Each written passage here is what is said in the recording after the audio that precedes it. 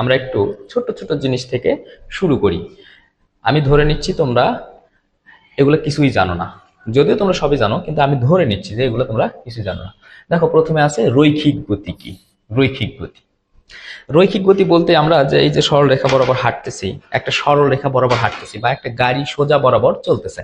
দেখো, এখানে একটা মেয়ের ছবি দেওয়া আছে।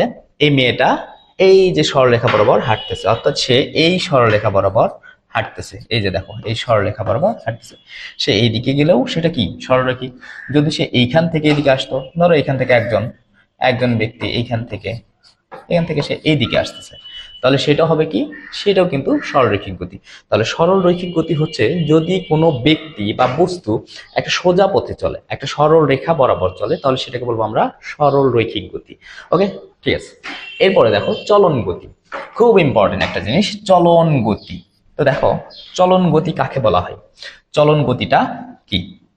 চলন গতি হচ্ছে এটা একই সঙ্গে একটা বডি বা একটা গাড়ি বা একটা বস্তু, যেটাই হোক, একই সঙ্গে সমান সময়ে সমান দূরত্ব অতিক্রম করবে। ওর ভিতরে যতগুলো কণা আছে, যতগুলো বস্তু আছে, কিন্তু একটা জিনিস মাথায় রাখতে হবে যে তাদের দিক কিন্তু সব একই হবে। অর্থাৎ দেখো, আমি একটা এক্সাম্পল দিচ্ছি। এখানে দেখো চিত্র দেওয়া আছে, তোমাদের বইয়ের চিত্র। কিন্তু দেখো, এখানে একটা প্লেন যাচ্ছে, সে কিন্তু এইভাবে যাচ্ছে।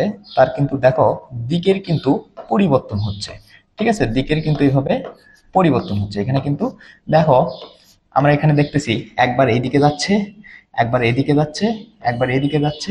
তার মানে কি, দিকের পরিবর্তন হচ্ছে। তাহলে দিকের যদি পরিবর্তন হয়, তাহলে এটা কিন্তু চলন গতি নয়। তাহলে এটা কি চলন গতি নয়, এখানে লেখা আছে এটা কিন্তু তাহলে চলন গতি নয়।